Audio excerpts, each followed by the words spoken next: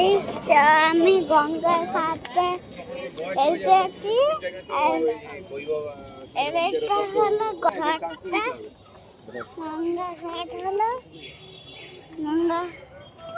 এটা গঙ্গা, এটা গঙ্গা, এটা ঘাট ছিল। ওইটা ওটার পর ছিল। এটা হলো মূর্তি একটা, কিছু নেই কিন্তু ওখানটা একটা জিনিস আছে। তারপর আমরা খাবো খেয়া দিয়ে। এটা পার্ক, এটা পার্ক হলো।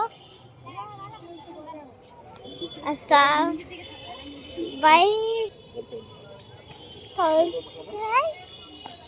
এটা তো এইটাতে আমরা দেখবো।